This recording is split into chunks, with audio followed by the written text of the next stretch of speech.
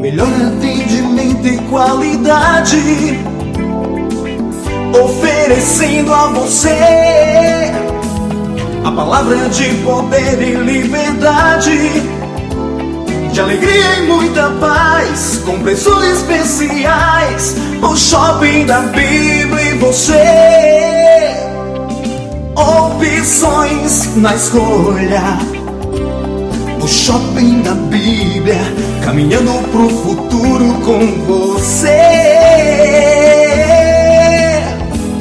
O Shopping da Bíblia, a caminho do futuro com você. Você encontra Shopping da Bíblia em 2 endereços. Na Avenida Washington Soares, números 3.823, na Água Fria. Conheça também o novo Shopping da Bíblia em Messejana, na Avenida Mendes Sá, 617. Ligue 3278-7138 ou acesse shoppingdabiblia.com.br. Shopping da Bíblia, uma loja missionária. O Shopping da Bíblia, a caminho do futuro com você.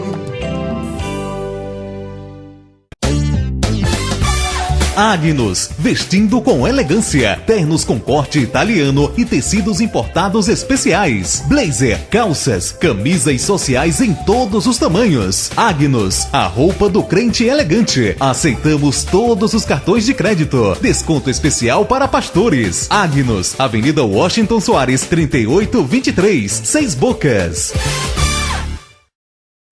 Já refúgio a glória eterna de Jesus, o Rei dos Reis. E você é o nosso convidado especial a participar do nosso culto de adoração a Deus na Igreja Assembleia de Deus Cristo Salva. Confira nossos endereços e vem junto com a gente. Avenida Mendes Sá, 617, Messejana. Rua Beatriz Gurgel, número 1018, Palpina. Avenida Washington Soares, 3823, Água Fria. Rua Desembargador Juca Filho, 109, Jardim das Oliveiras. Rua Pedestre J57, Curió.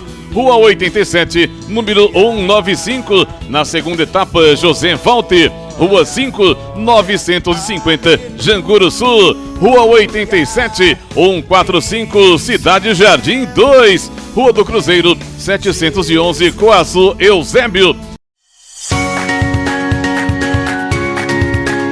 A Assembleia de Deus Cristo Salva desenvolve um trabalho evangelístico e social denominado Ungidos da Madrugada. Colabore para que esta programação não saia do ar. Se você quer apoiar esse projeto, contribua através do nosso Pix, projetocristosalva@gmail.com.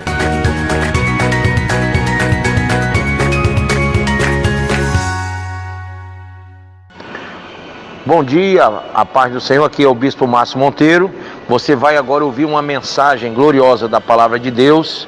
De segunda a sexta-feira, de 7 às 8 da manhã, estamos aqui com estas mensagens que você todos os dias pode aprender mais e mais da Palavra do Senhor. E aos sábados, de 10 a meio-dia. Esteja conosco aqui na Rádio 101.3, diariamente, nesta programação da Assembleia de Deus Cristo Salva. Deus abençoe. Fique agora com essa mensagem.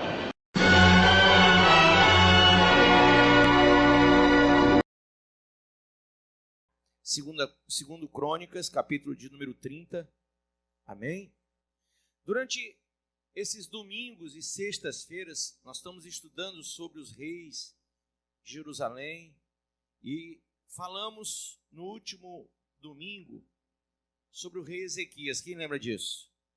Filho de Acás. Lembra de Acás? Fez tudo que era ruim, né? Fechou o templo. Ezequias, assim que assumiu, em vez de ele imitar o pai dele, ele fez o que era certo. Ele abriu o templo. Amém? Então nós falamos que você vem à igreja, você é o templo de Deus. Você é o santuário de Deus. Esse é o lugar que leva o nome do Senhor. Amém? Mas você que é o templo, você tem que vir aqui para ser aberto novamente. Porque os problemas da vida, as coisas do mundo, fecharam você para Deus. Fecharam você para ter uma visão divina. Quando você vem à igreja, A nossa função aqui, como pastor, é justamente trazer ao seu entendimento que o teu coração, que é templo e morada de Deus, tem que abrir. Amém? Não há glória nenhuma para Deus num coração fechado. Coração fechado não produz nada. Não tem sacrifício nenhum. Coração fechado, o fogo é apagado. Vocês estão entendendo? Então o templo fechado não funciona. Talvez a tua vida espiritual, ela muitas vezes esteja assim, sem funcionar, porque o coração está fechado. Ezequias mandou abrir o templo, mandou limpar o templo, purificar o templo, mandou restaurar todas as coisas que eram do templo e que tinham sido quebradas e jogadas fora, mandou tirar toda a imundície do templo também, amém? Então o templo, nosso coração, tem que ser tirado toda a imundície e tem que ser colocado tudo em ordem, no seu devido lugar, as coisas que são boas, que são do templo, amém? Pergunta para o seu irmão, você sabe o que faz parte do teu coração hoje, em Cristo? O que é que pode, o que não pode estar lá dentro do teu coração? O que deve ou não deve estar? Porque se tiver imundície, o Espírito Santo não habita em vaso impuro, amém? Quem quer ir para o céu? O selo de Deus é o Espírito Santo. Com coração impuro, ele não entra e ele não sela, tá? Sem o selo, você não vai para o destinatário, que é Deus. Então, você precisa do selo, você precisa do Espírito Santo, amém? Quando você tira o que é ruim e coloca o que é certo, o que é projeto de Deus para a sua vida no seu coração, e você coloca tudo no seu devido lugar, tudo arrumadinho, tudo organizadinho, você é selado pelo Espírito de Deus, amém? É aí que acontece o batismo no Espírito Santo. Não é quando você chora muito e fala em língua, não. É quando você botou a casa em ordem. Tá? Falar em língua, até os demônios falam. Sabia disso ou não? Até os demônios falam. Então, não é porque você fala, não há nenhum demérito em quem fala em línguas. Não há mérito algum nisso também. Nós não temos nenhum direito a nada porque falamos em línguas. Tá? Então, o que você tem que guardar é que o Espírito Santo, ele só vai habitar em você se tiver tudo organizado. Então aí vem o batismo, vem o selo.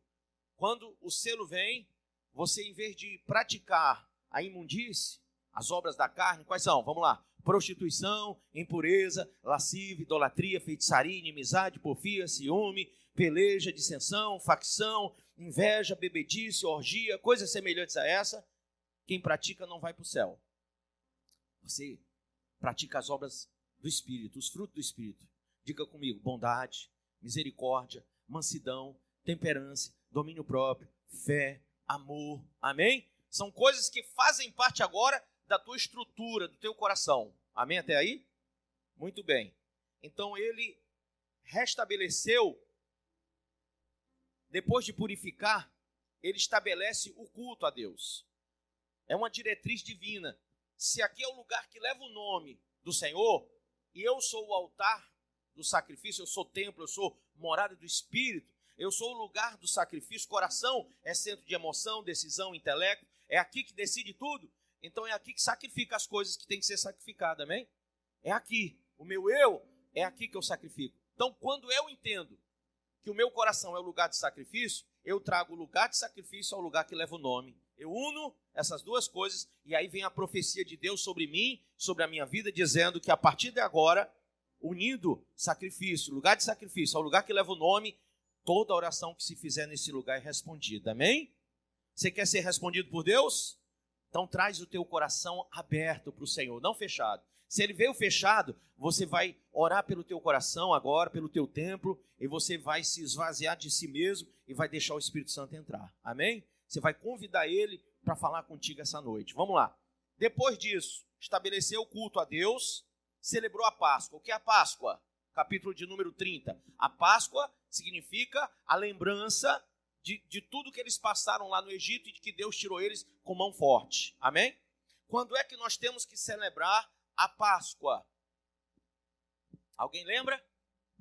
Bispo, Páscoa é coisa lá do Antigo Testamento, né? Páscoa é coisa de judeu, sim, mas de forma alegórica, ou seja, simbólica. a minha Páscoa tem que ser celebrada todo segundo da minha vida. Por quê? Porque eu tenho que me lembrar da onde eu saí, da onde Deus me tirou. Amém? Isso é Páscoa. É eu saber, é eu entender que Ele me tirou com mão forte lá do mundão, das coisas ruins, e Ele me trouxe para onde? Para o reino dEle. Amém? Para eu ser o quê? Reino, diga reino, sacerdócio e profeta de Deus. Amém? Então eu acumulo 3 funções hoje, tem mais, mas essas 3 prioritariamente, de forma inicial. Por quê? Porque Ele me tirou de lá do Egito, da escravidão, do pecado, da maldade. Ele me tira. Então a Páscoa é uma lembrança, tá? Quando eu pratico a ceia é a nossa Páscoa de hoje. Só que na ceia eu lembro o que Jesus fez na cruz por mim, para que eu fosse regenerado. Amém? Amém? Então é uma lembrança, tá? Tem gente que diz assim, mas a ceia é o quê? É uma lembrança. Quando ele disse, todas as vezes que comer desse pão, beber, lembrai de mim. Lembre de mim. É um memorial. Amém? Não quer dizer que porque eu estou celebrando a ceia, eu sou santo. Não. Nem eu sou impuro. Também não. Só que eu estou lembrando. Diga, eu estou lembrando de tudo que eu tenho que lembrar. De tudo que Jesus fez na cruz. De tudo o que Ele pagou na cruz pela minha alma. Amém? Tá certo assim? Quem entendeu? Muito bem. Muito bem. Então, 30 foi celebrado a Páscoa. Foi celebrado a Páscoa. Versículo de número 17. Daí em diante nós vamos seguir, tá bom? 17, 30, 17. Diz assim, vamos lá. Porque havia muitos na congregação que não se tinham santificado, pelo que os levitas estavam encarregados de imolar os cordeiros da Páscoa por todo aquele que não estava limpo, para o santificarem ao Senhor. Então, primeiro ponto aqui, tinha gente que estava participando, mas não estava limpo, tá? Mas houve sacrifício por eles, tá? Não quer dizer, eu vim para o culto hoje, eu tenho que estar limpo. Não, tem sacrifício pela sua vida, amém? Você veio celebrar algo com Deus e Jesus sacrificou por você, para que você seja limpo, amém? Vamos lá. Porque uma multidão, olha só, do povo, muitos, de Efraim, de Manassés, de Issacar, Zebulon, não se tinham purificado e contudo comeram a Páscoa. Não como está escrito, porém Ezequias orou por eles dizendo, o Senhor que é bom, perdoe a todo aquele que dispôs o coração para buscar o Senhor Deus, o Deus de seus pais, ainda que não segundo a purificação exigida pelo santuário. Amém?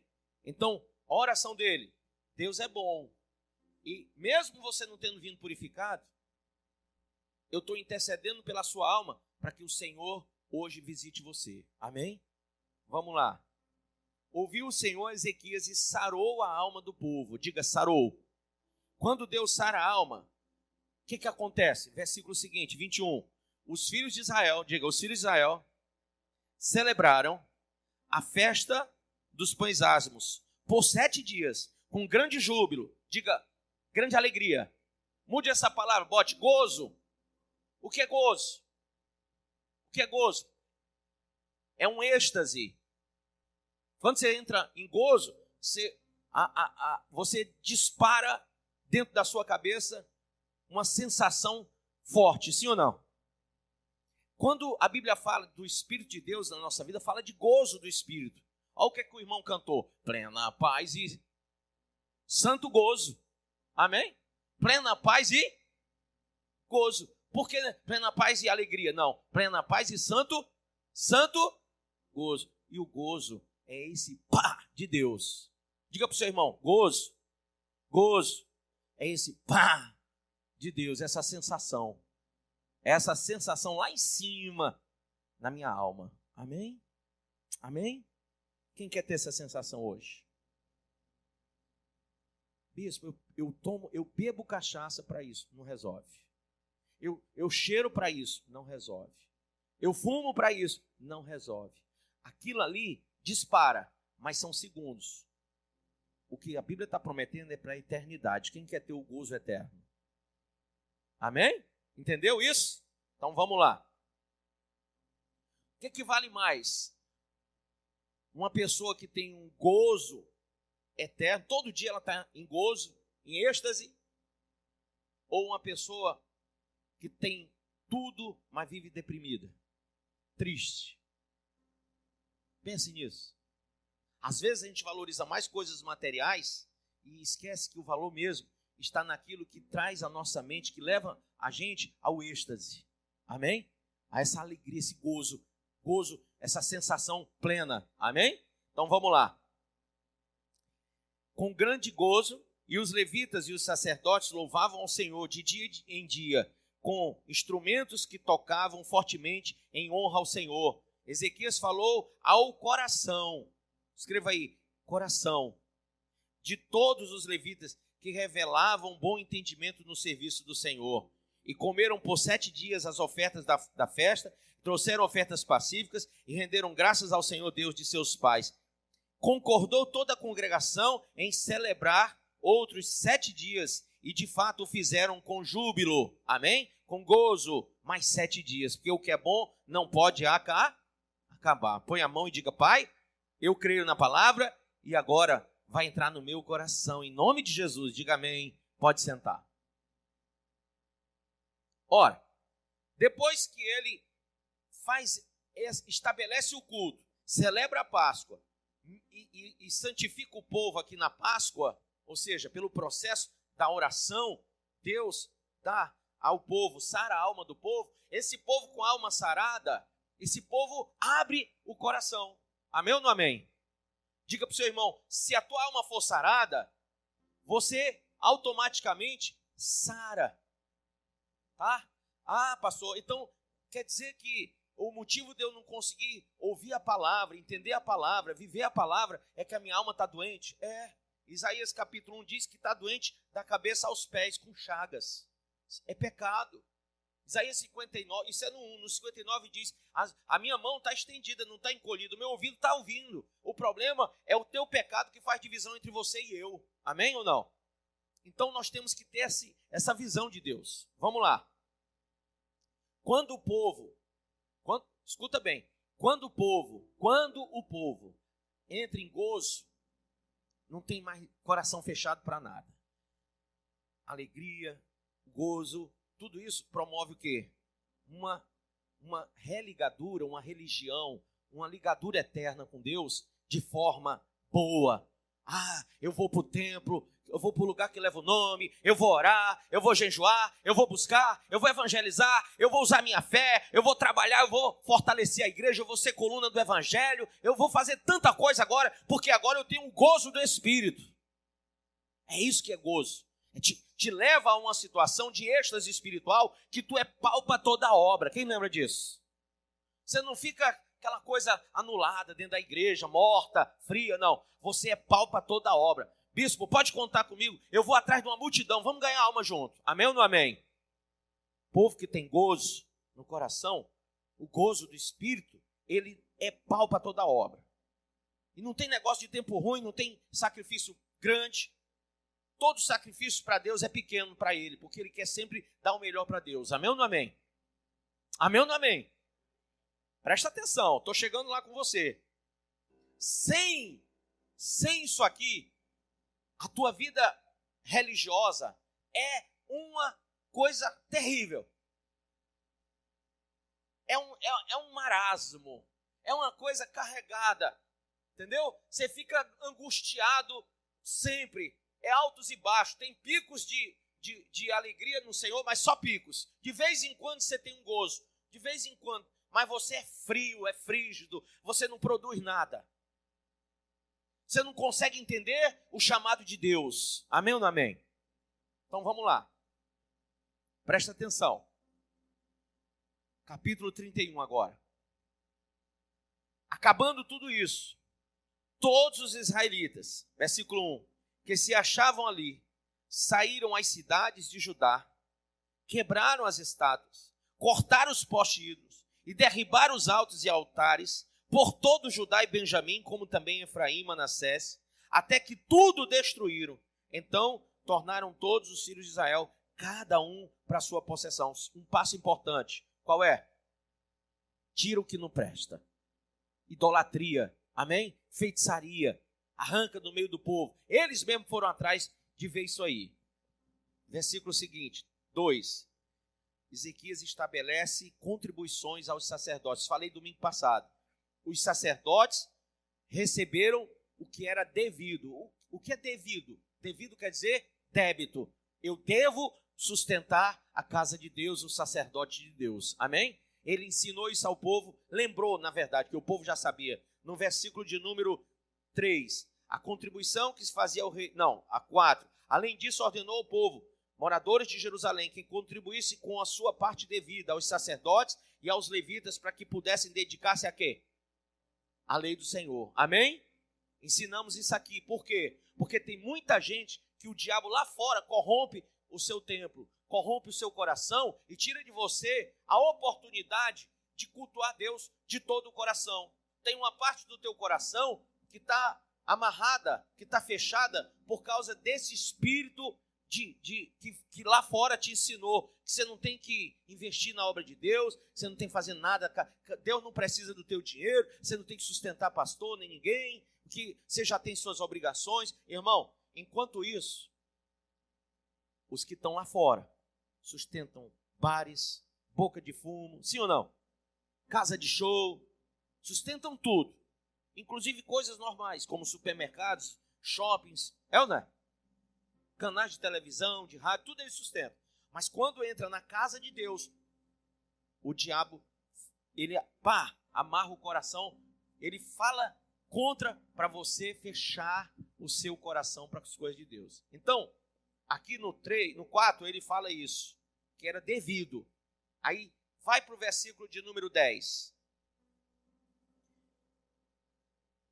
Então o sumo sacerdote Azarias, da casa de Zadok, lhe respondeu, porque fizeram tanta oferta de coração, diga assim, povo, mais alto, povo, com gozo do Espírito de Deus, oferta e dizima de coração, amém? Versículo 10, então o sumo sacerdote Azarias, da casa de Zadok, lhe respondeu, desde que começou a trazer à casa do Senhor estas ofertas, temos comido e nos temos fartado delas, e ainda sobra em abundância. Quer dizer, eles estavam vivendo em abundância. Por quê? Diga, porque o Senhor abençoou ao seu povo, e essa grande quantidade é o que sobra, amém? Então, quando o povo começou a trazer, o povo foi abençoado. Quando eles começaram a sustentar a casa que leva o nome, o templo de Deus, começou a ser sustentado, e os sacerdotes de Deus começaram a ser sustentados, aí Deus começou a abençoar a casa do povo também. Então, tem uma regra, tem uma norma, tem uma lei? Tem.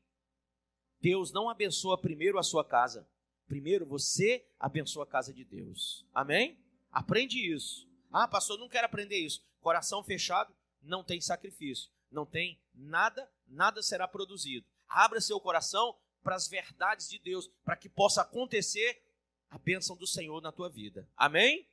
Vamos lá, passamos por isso. Vai lá para o versículo 20 do capítulo 31.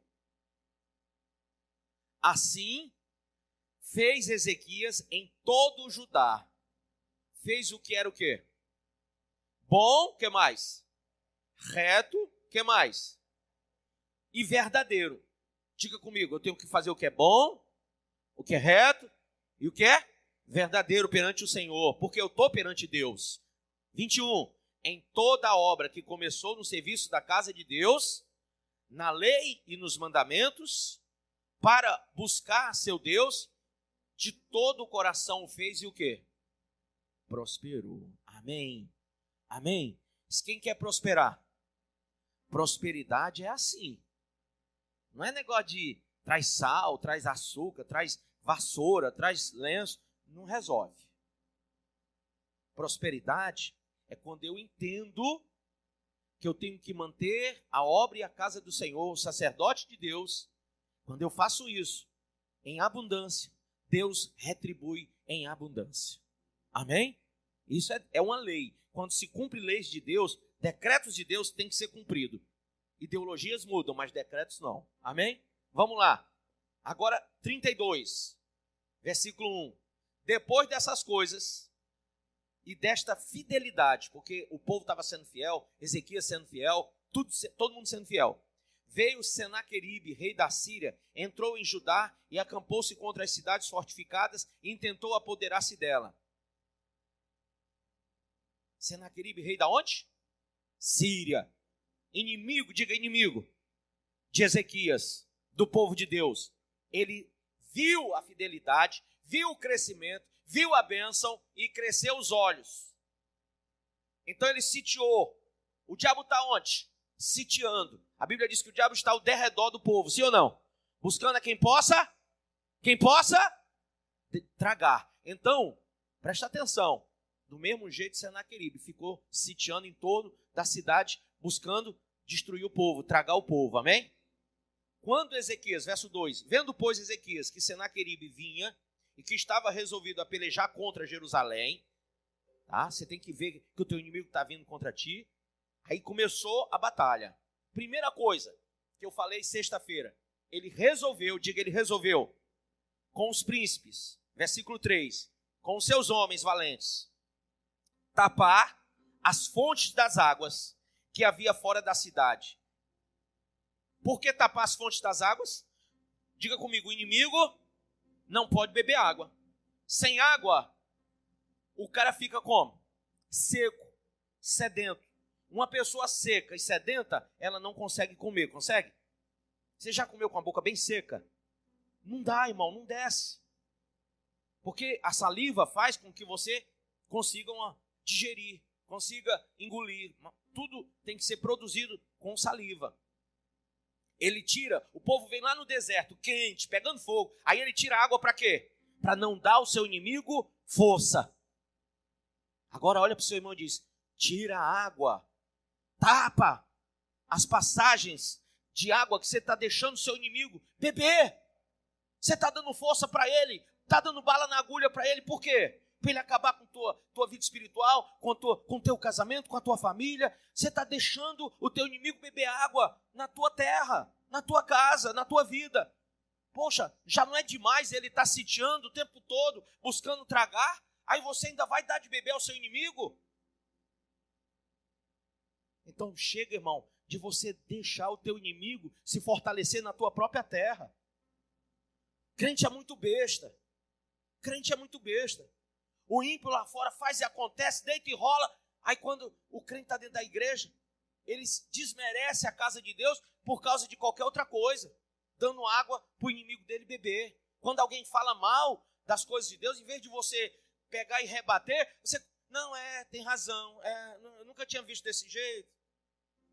Dando água para o seu inimigo. Irmão, reage, amém? Você tem que ser forte naquilo que você crê. Se você não tem, nem você tem razão, se você não tem fé, como que você vai levar os outros a Cristo? Então, é muito importante que a gente tenha essa visão. Vamos lá. Tirou a água, diga, tirou a água. Segunda coisa que ele faz. Assim como o povo se ajuntou e taparam todas as fontes, versículo 4, como também o ribeiro que corria pelo meio da terra, pois diziam, por que viriam os reis da Síria e achariam tantas águas? Ele fez a segunda coisa, cobrou ânimo. Diga, cobrou ânimo. Isso é uma coisa que Ezequias fazia muito bem. Ele dava sempre uma palavra de ânimo, uma palavra de fé. Irmão, você tem uma palavra de ânimo? Você é casado com uma pessoa que te dá uma palavra de ânimo? Você é pai de filhos que recebem palavras de ânimo? Você é mãe ou esposa de um homem que ouve da tua boca uma palavra de ânimo? É muito ruim você está tentando se levantar e alguém te puxando para baixo, te dando palavra ruim, negativa.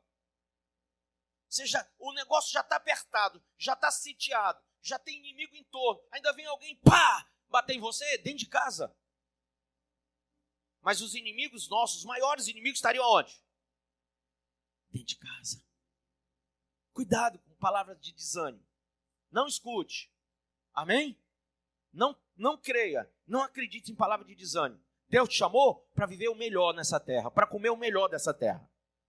Não foi para você ficar ouvindo bobagem de ninguém. Amém? Então vamos lá. A Bíblia diz que ele cobrou ânimo, depois que ele fez o quê? Restaurou todo o muro quebrado. A segunda coisa que você tem que fazer, tem coisas quebradas, tem princípios quebrados, tem vínculos quebrados com Deus. Essa muralha te protegia, mas você deixou que ela ficasse quebrada. Em vários pontos tem brecha na tua vida. O inimigo entra pelas brechas, pelas muralhas quebradas. Você tem que erguer tudo que está caído. Amém? Reparar. Diga, eu vou reparar. Amém? Então vamos lá. Restaurou todo o muro quebrado e sobre ele ergueu torres. Outra coisa. A torre significava vigilância. Então, o que adianta você se levantar para Deus e não vigiar? Quando a Bíblia diz, aquele que está de pé, cuide para não cair. Vigie para não cair. Aí você não vigia, não põe torres espirituais na tua muralha. Você repara a muralha, levanta a muralha, mas não vigia. O inimigo pode subir e atacar a qualquer hora, porque ele já está lá, ao derredor. Então você tem que colocar as torres de vigília. Amém?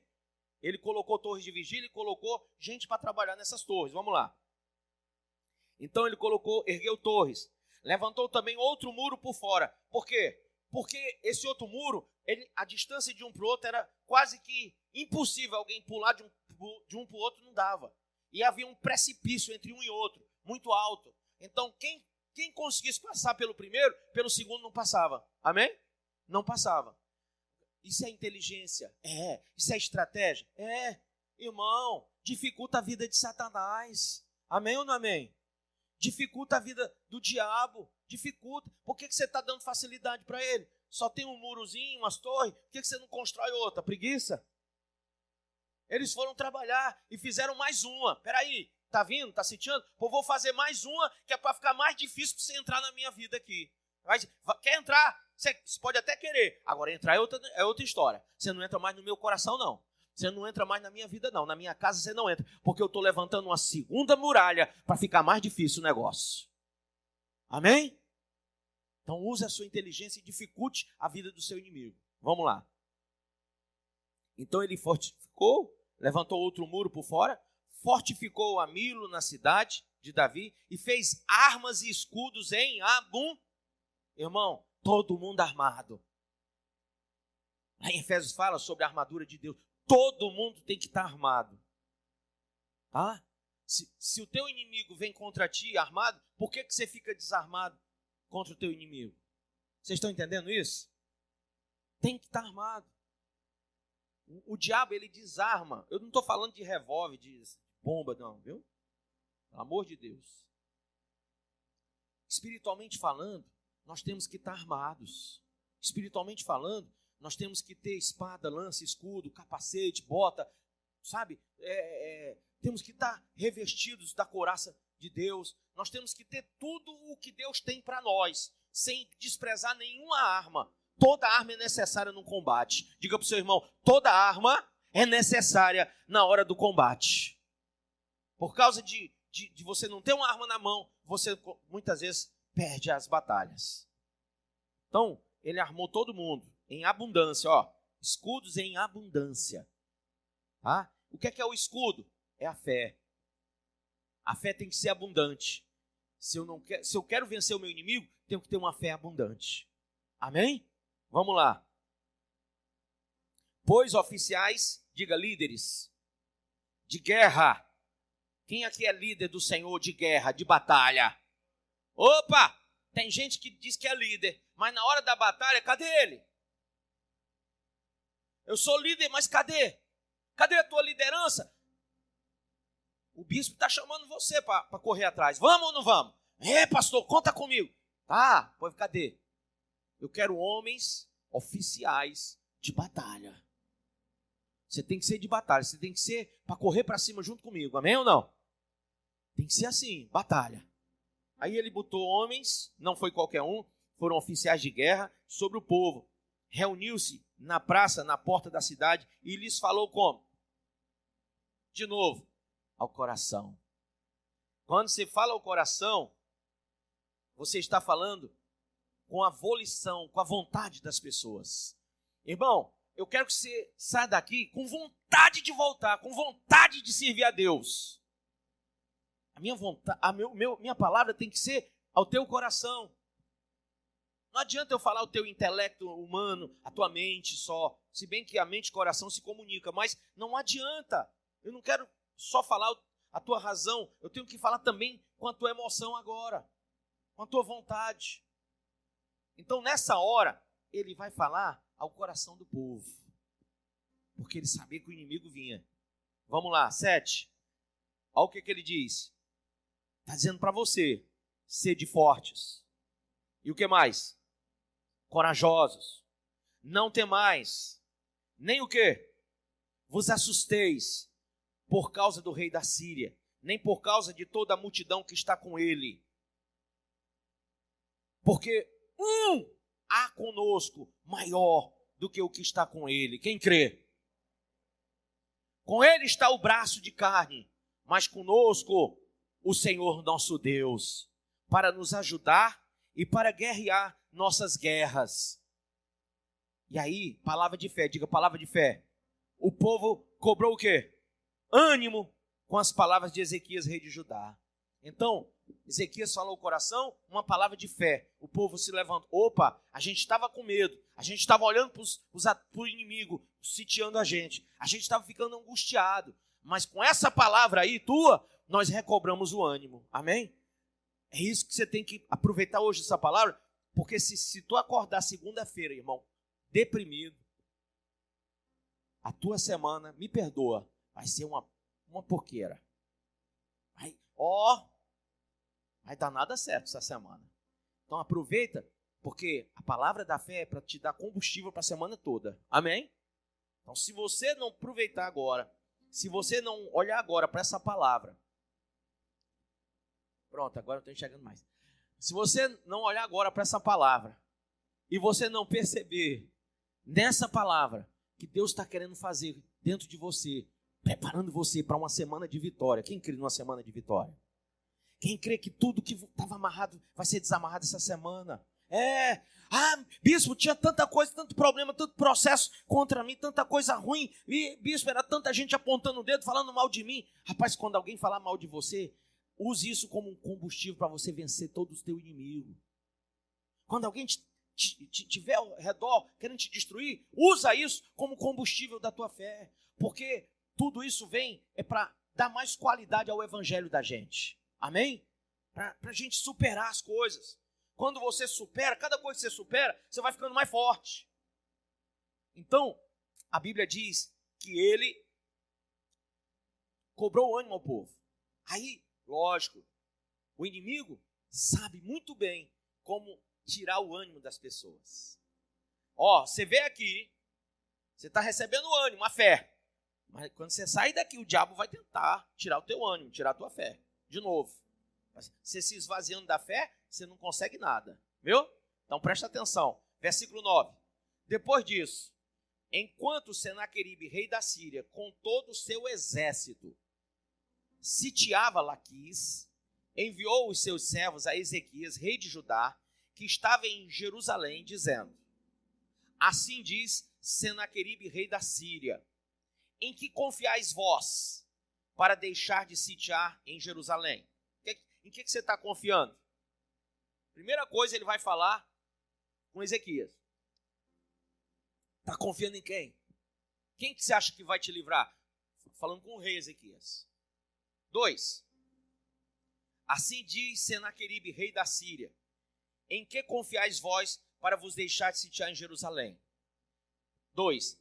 Acaso não vos incita Ezequias, olha o povo ouvindo isso, para morrerdes a fome e a sede, dizendo: o Senhor nosso Deus nos livrará das mãos do rei da Síria? Ele começa a plantar dúvida no coração do povo que estava alegre, que estava em gozo. O povo estava em êxtase. E aí veio a palavra da fé, o povo, mais forte ainda. Aí vem a palavra do desânimo. Vocês estão confiando em quem? Vocês acham que Ezequias não está falando isso aí, incitando vocês só para vocês morrerem de fome e de sede? Porque o meu exército é grande e eu estou ao redor, vocês não vão sair para comprar nada. Vocês vão comer o quê quando acabar a comida? E vão beber o quê? Porque está fechada as rotas de água? E aí, o que vocês vão fazer da vida agora? Vamos lá, 12. Não é Ezequias o mesmo que tirou os seus altos e os seus altares e falou a Judá e a Jerusalém, dizendo, diante de apenas um altar vos prostrareis e sobre ele queimareis incenso? Já começou a mexer na fé das pessoas. Ó. Não é Ezequias o mesmo que tirou os seus altos? Olha aí, mexeu a fé. 13.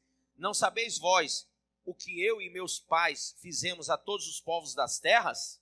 Acaso puderam de qualquer maneira os deuses das nações daquelas terras livrar o seu país das minhas mãos? Já botou mais dúvida no coração do povo em relação a Deus agora. Mexeu com a reputação de Ezequias, agora mexe com Deus. Versículo 14. Qual é de todos os deuses daquelas nações que meus pais destruíram, que pôde livrar o seu povo das minhas mãos?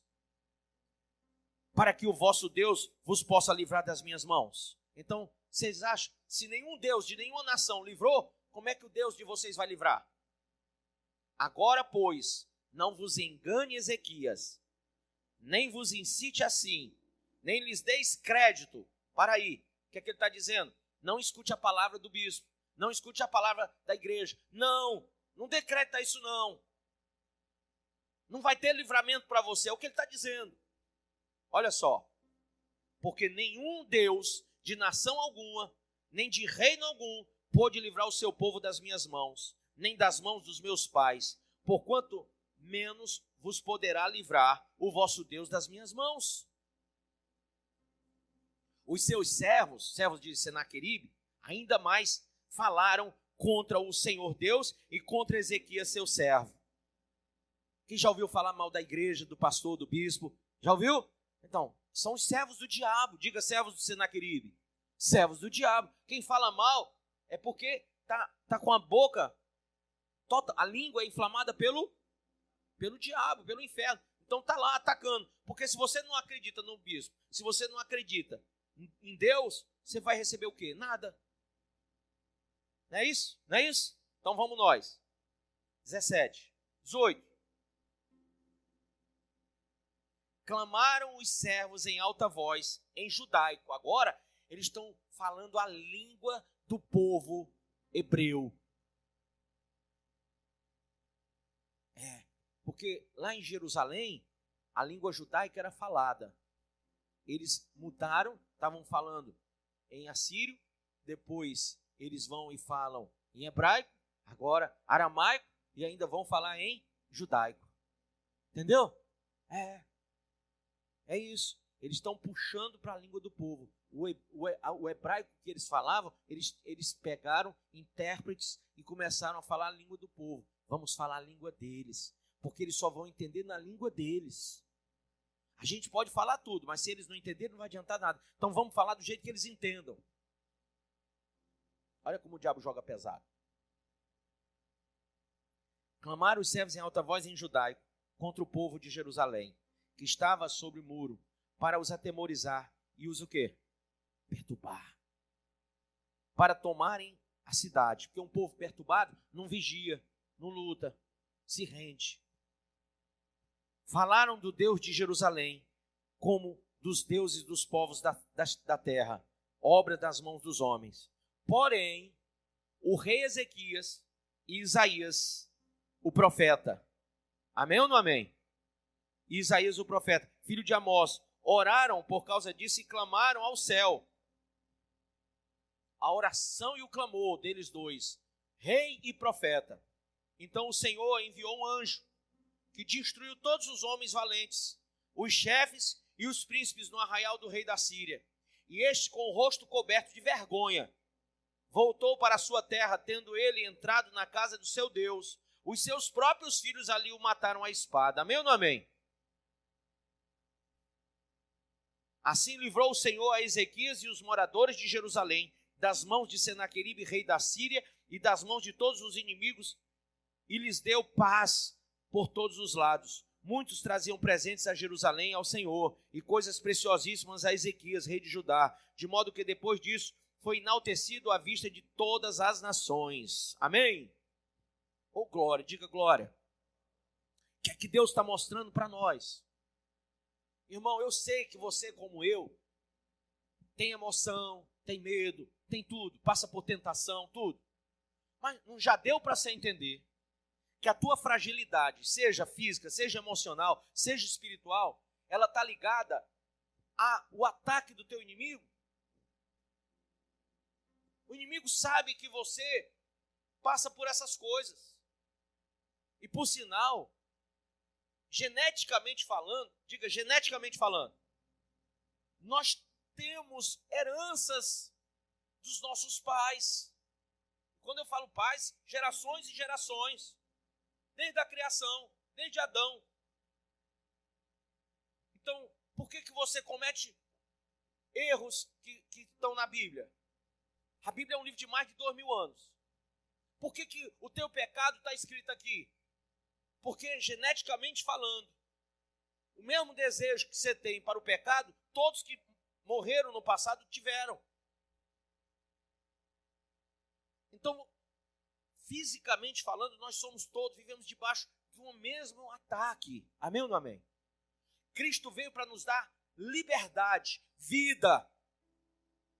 Só que tem uma coisa, diante de tudo e diante de todos, o rei Ezequias, vendo todas as palavras contrárias a ele, a Deus e a tudo, ele orou, chamou o profeta, se ajoelhou e orou e clamou. Coisa que muitas vezes você não faz.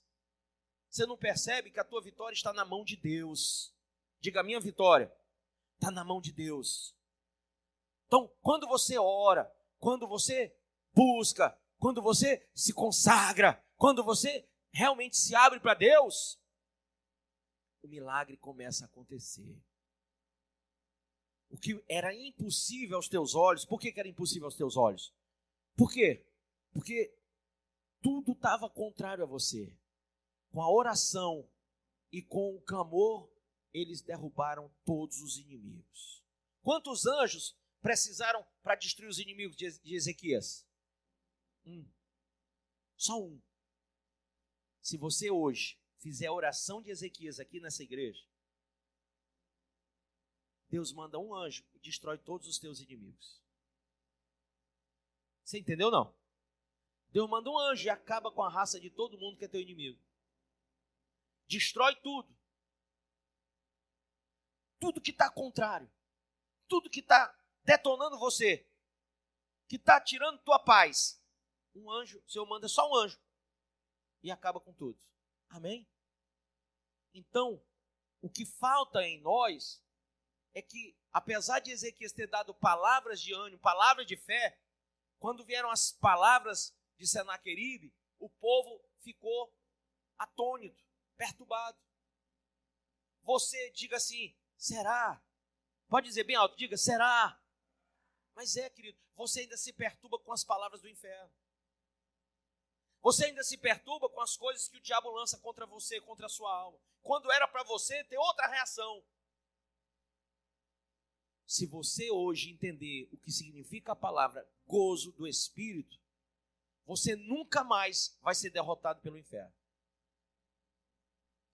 Então, esse ânimo, essa fé que eu falo, essa palavra de fé, é uma palavra que te leva a uma condição espiritual em que você não volta, não retrocede, não se desvia, não deixa que o diabo coloque amarras na tua vida, âncoras na tua alma. Quando você vive uma fé genuína, você chega até Deus. Você entra na recâmara do Senhor, você tem intimidade com Deus, você fala com Deus e Deus fala com você. Há um relacionamento forte entre você e Deus. Coisa, irmão, que nós precisamos ter, mais do que uma religião, é ter vida com Deus. Amém ou não amém? Quem aqui já é junto ou casado, entenda isso. Ou namorado, ou está paquerando. Sabe as distinções dessas fases? É que quando você entende, como um cristão, que o casamento é a única forma de gerar intimidade, você, no namoro, no noivado, você é excelente. Amém?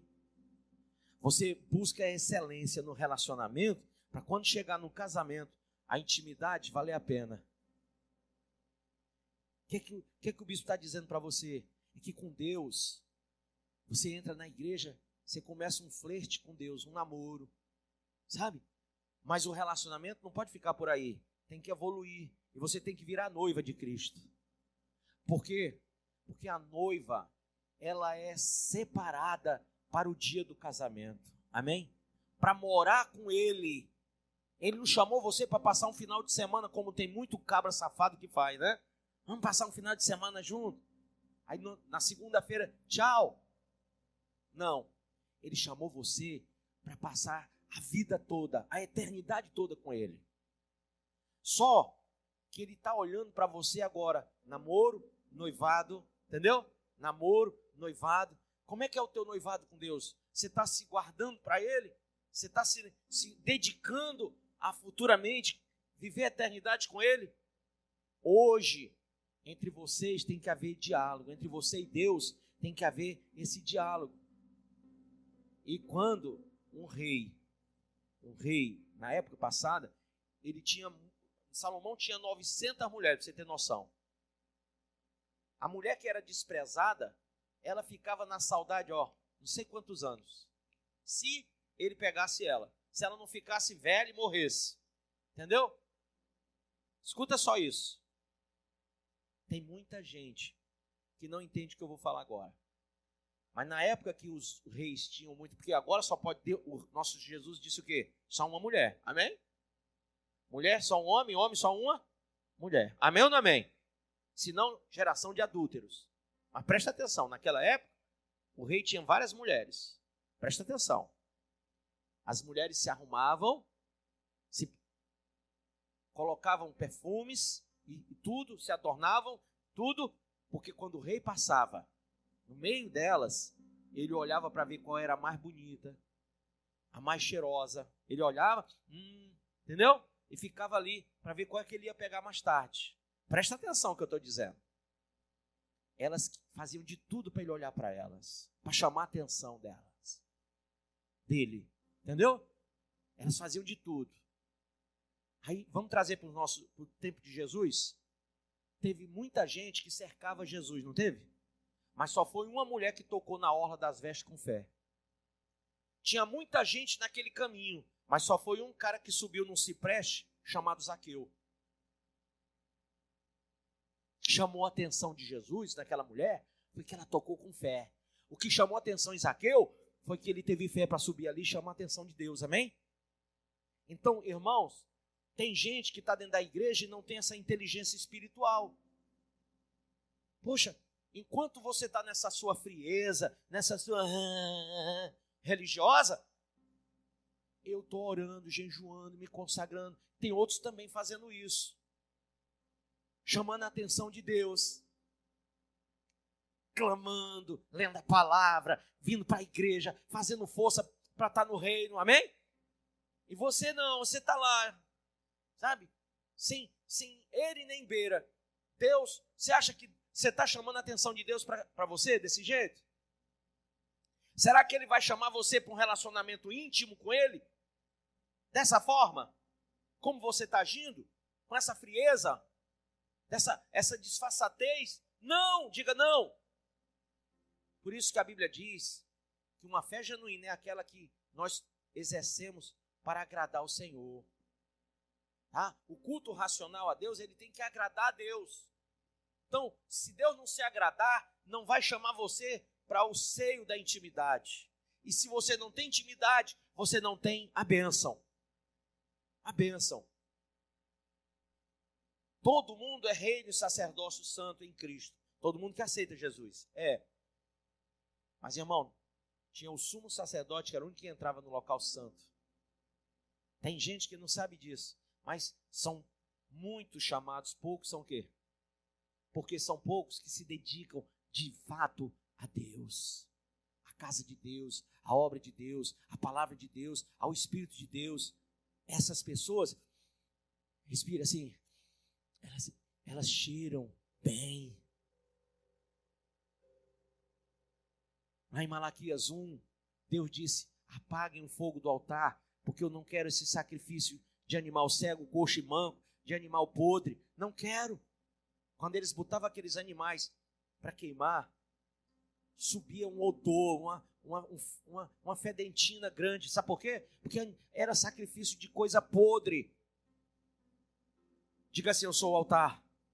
O altar do sacrifício é o meu coração. Mas se dentro do teu coração tiver coisa impura, podre, toda vez que você acender vai cheirar mal. Aí o que é que ele diz? Eu prefiro que não acenda o fogo, para não sentir esse mau cheiro. O mau cheiro do pecado. Amém ou não amém? Querido, você quer agradar a Deus? Traz um sacrifício agradável. Algo que cheire suave. Amém? Que tenha um bom cheiro para Deus, um cheiro agradável. Deus só se agrada da nossa obediência, da nossa sensatez, da nossa hombridade. Olha, o povo, a Bíblia diz que tudo que Ezequias fez prosperou, porque ele fez de todo o coração, e fez reto, e fez bom, e fez verdadeiro. Será que você está fazendo reto, bom e verdadeiro? Será que você está fazendo de todo o coração o teu cristianismo? Se não, tudo que você acende desagrada. Quem entendeu isso? Levanta a mãozinha. Deus não despreza nenhum de nós. Em toda a Bíblia, Deus não despreza ninguém. Mas Ele desprezou sacrifícios que não agradaram. Começou lá com Caim e Abel.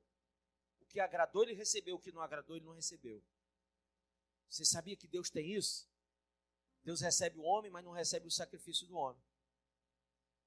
Deus recebeu você aqui na igreja, em Cristo, por Cristo, para Cristo.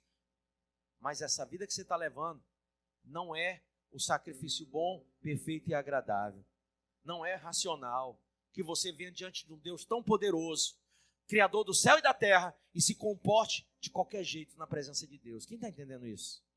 Isso é profundo, né? Então, acenda o fogo, acenda a sua vida espiritual, mas faça o que é bom, reto, verdadeiro. Faça o que agrada a Deus. Aí Deus vai receber o teu sacrifício, o teu holocausto. Ele vai te abençoar.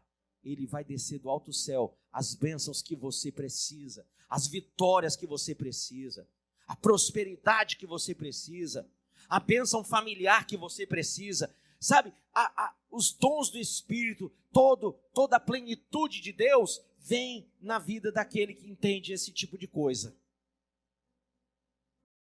Você acabou de ouvir essa poderosa ministração da Palavra de Deus. Eu creio que sua vida foi abençoada. Eu quero que você ore comigo, profetizando sobre a sua vida a salvação que vem de Cristo Jesus. Ore conosco. Deus Pai, em nome de Jesus, nós te agradecemos por esta palavra e que o Senhor possa abençoar a vida de cada um que nos viu, que nos ouviu nesse dia. Deus Pai, em nome de Jesus, que esta pessoa esteja agora entregando a sua vida, recebendo a salvação que vem do Senhor. Pois assim, Pai, nós profetizamos salvação, cura, libertação, em nome do Pai, do Filho e do Espírito Santo de Deus. Amém.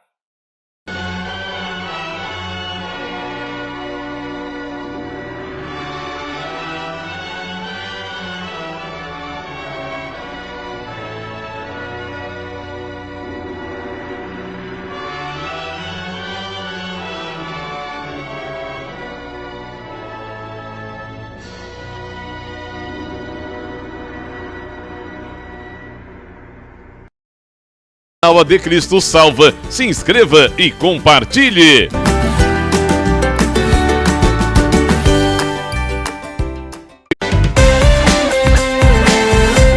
Faça as 3 orações diárias no Instagram do Bispo Márcio Monteiro, ao meio-dia, às 18 horas e à meia-noite. E a partir das 2 da tarde tem o programa escatológico A Última Trombeta.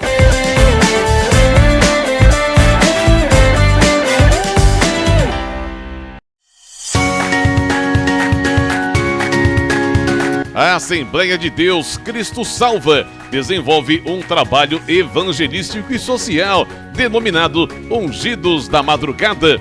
Colabore para que esta programação não saia do ar. Se você quer apoiar esse projeto, contribua através do nosso Pix, projetocristosalva@gmail.com.